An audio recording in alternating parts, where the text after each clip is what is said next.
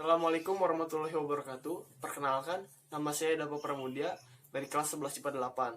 Di sini saya akan mempresentasikan sebuah karya tulis yang berjudul Dampak Informasi yang Berlebihan mengenai COVID-19 terhadap kondisi psikologi masyarakat daerah Pajunan. COVID-19 akhir-akhir ini kian menjadi pandemi, berawal dari satu daerah kecil di negeri Cina, yaitu kota Wuhan.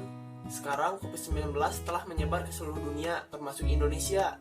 Sebenarnya, COVID-19 tidak dapat berpindah dari tempat satu ke tempat lainnya dengan sendirinya, melainkan harus berada pada inangnya, yaitu manusia. COVID-19 atau yang lebih kita kenal dengan virus corona adalah sebuah virus yang menyerang sistem pernapasan manusia. Seseorang yang terjangkit virus corona biasanya akan merasakan sesak napas, sakit tenggorokan, diare, demam 38 derajat, dan lain-lain. Gejala ini akan timbul 2 hingga 14 hari mendatang setelah seseorang terjangkit virus corona. Virus corona dapat masuk ke dalam tubuh orang yang sehat melalui percikan bersin orang yang terjangkit sebelumnya. Virus corona dapat memasuki tubuh manusia melalui mata, hidung, dan mulut. Virus corona dapat kita lawan dengan imunitas tubuh yang kuat.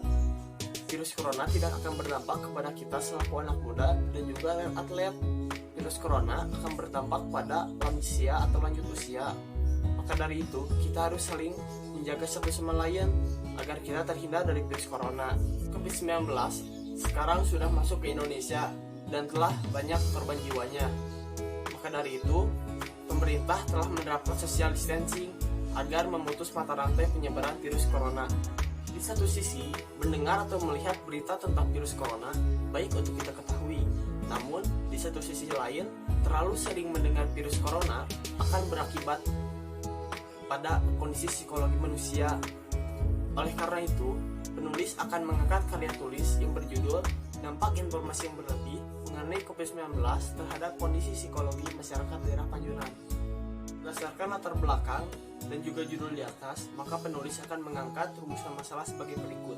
Yang pertama adalah, apakah dampak psikis yang dirasakan masyarakat setelah mendengar berita tentang COVID-19 secara berlebihan? Yang kedua adalah, bagaimana cara menghilangkan rasa stres yang berlebihan setelah mendengar COVID-19? Dan yang ketiga adalah, bagaimana cara menyikapi pandemi COVID-19 dengan baik dan benar? 3.1 Dampak psikis yang dirasakan setelah mendengar berita tentang COVID-19 secara berlebihan. Berdasarkan penelitian yang saya teliti dengan menggunakan Google Form, angket, saya meneliti terhadap 10 orang masyarakat di daerah Pajunan. Pajunan sendiri terletak di Kabupaten Sumedang, Kecamatan Sumedang Selatan, Kelurahan Kota Kulon. Saya memberikan 10 pertanyaan terhadap 10 orang secara acak, tidak melihat jenis kelamin dan tidak melihat usia. Alhasil, saya menemukan 3 orang atau 30% dari data keseluruhan yang mengalami gangguan psikis. Ternyata mereka sendiri terganggu psikisnya dan juga stres jika terlalu sering mendengar berita tentang COVID-19 secara berlebihan. Akan tetapi, 70% yang lainnya tidak mengalami hal tersebut. Stres yang berlebihan pada dasarnya sangatlah tidak baik dan merugikan diri kita sendiri. Karena stres yang berlebihan, kita akan memicu adanya gangguan psikosomatis. Gangguan psikosomatis sendiri adalah gangguan di mana pikiran kita akan menguasai tubuh kita, yang artinya tubuh kita yang awalnya sehat-sehat saja, jika kita stres berlebihan, maka kekuatan imunitas tubuh kita dan juga fungsi organ tubuh kita akan berkurang karena stres itu. Maka dari itu, kita janganlah stres berlebihan. Saya akan menjelaskan beberapa contoh psikosomatis. Yang pertama adalah psikosomatis pada kulit. Psikosomatis pada kulit awalnya diduga oleh para peneliti karena adanya tingkat emosi seseorang. Akan tetapi, akhir-akhir ini dilakukan penelitian bahwa neurodermatitis dan juga hyperhidrosis terjadi karena tingkat stres seseorang.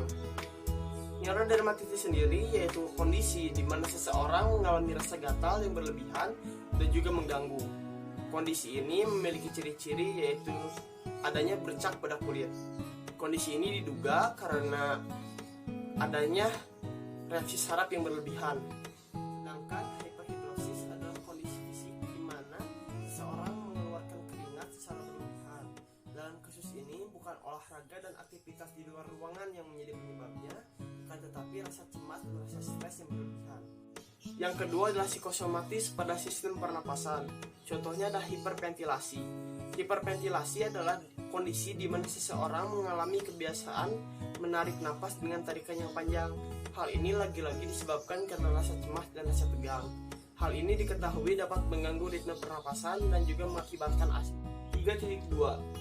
Tips mengurangi rasa stres berlebihan karena COVID-19. Berdasarkan data yang saya terima, 90% dari data keseluruhan bahwasanya mereka mengakui bahwa smartphone dan juga televisi dapat mengurangi rasa stres yang berlebihan.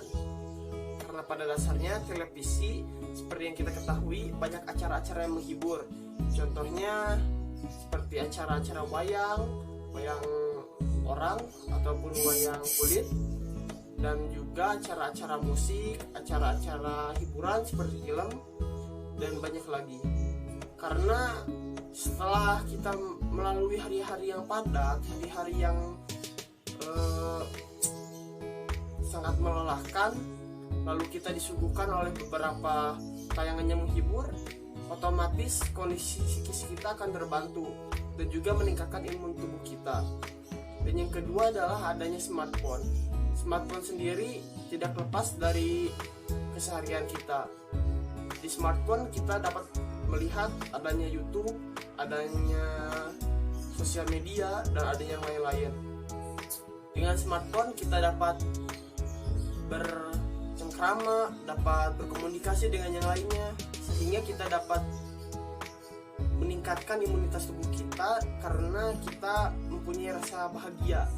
Selain dengan dua hal tersebut, kita juga bisa melakukan aktivitas di luar ruangan untuk meningkatkan imunitas tubuh kita, seperti berolahraga dan juga lain-lain. Olahraga sendiri kita bisa memilih olahraga yang pas dan cocok untuk kita. Contohnya saya sendiri, saya sangat suka basket, dan teman-teman saya pun banyak yang suka basket. Maka dari itu saya memilih basket untuk meningkatkan imunitas tubuh. Tetapi tidak hanya basket, banyak juga olahraga yang lain, semisal badminton, ataupun sepak bola, ataupun volley. Karena sedang social distancing, saya menyarankan agar lebih memilih olahraga yang individu ataupun tidak mengundang banyak orang. Contohnya bersepeda ataupun lari-lari santai. Karena hal tersebut kita dapat meningkatkan imunitas tubuh kita dan juga kita tidak akan jenuh di rumah terus. 3.3. Cara menyikapi pandemi COVID-19 dengan baik dan benar. Berdasarkan 90% data yang saya terima, bahwasanya mereka telah mengikuti anjuran pemerintah dan juga menerapkan hidup sehat. Karena pada dasarnya hidup sehat adalah sebagai modal agar kita tidak terserang oleh penyakit dan kita hidup dengan tenang dan aman. Kita patut mengikuti pola pikir mereka karena kita saat-saat ini membutuhkan kehidupan yang lebih baik lagi. Karena jika kita tidak hidup sehat, bisa saja kita terkena COVID-19. Sebenarnya dengan adanya COVID-19, adanya kebaikan tersendiri untuk umat manusia. Karena pada awalnya kita tidak peduli dengan kesehatan, kita tidak peduli dengan kebersihan, kita hidup seenaknya. Sekarang kita menjadi pribadi yang lebih baik lagi, kita menjadi pribadi yang sehat lagi dengan menerapkan cuci tangan, pemakaian hand sanitizer, dan pemakaian masker. Mudah-mudahan kita semua dijauhkan dari COVID-19. Mudah-mudahan dunia ini kembali sehat. Amin. Kesimpulannya adalah virus corona atau COVID-19 adalah virus yang sangat berbahaya dan juga nyata adanya. Maka dari itu kita harus sayang satu sama lain dan juga mengikuti anjuran pemerintah dengan cara social distancing, penggunaan masker, penggunaan hand sanitizer, dan jangan lupa cuci tangan. Lawan yang kita hadapi bukanlah manusia yang terlihat wujudnya, akan tetapi makhluk Tuhan yang sangat kecil dan tidak terlihat oleh mata telanjang. Ingat, kita tidak perlu stres yang berlebih, akan tetapi kita harus menjadikan diri kita menjadi pribadi yang lebih baik lagi dengan adanya virus corona ini. Jika psikis kita mudah terganggu dengan adanya berita-berita tentang COVID-19, maka lakukanlah pembatasan diri dengan cara tidak terlalu sering menonton berita-berita tentang virus corona, karena dengan begitu kita akan terhindar dari gangguan psikosomatik. Saran dari penulis adalah sebaiknya kita tidak boleh untuk melakukan penyebaran berita-berita yang hoax atau tidak pasti kebenarannya, karena hal tersebut dapat memperburuk kondisi psikis seseorang yang mengalami psikosomatik. Yang terpenting, kita harus menjaga kekuatan imun tubuh kita dengan cara memakan makanan yang sehat dan juga berolahraga, atau kita juga bisa melakukan aktivitas yang menyenangkan seperti bermain dengan keluarga ataupun bermain dengan hewan peliharaan. Pada beberapa kasus, berita tentang COVID-19 sangatlah berpengaruh terhadap kondisi psikis seseorang. Maka dari itu, pendengar harus pandai untuk mengenali diri sendiri. Jika kita mudah sensitif dan juga mengalami stres yang berlebihan, maka kita harus mengurangi dan melakukan pembatasan diri terhadap informasi tentang COVID-19.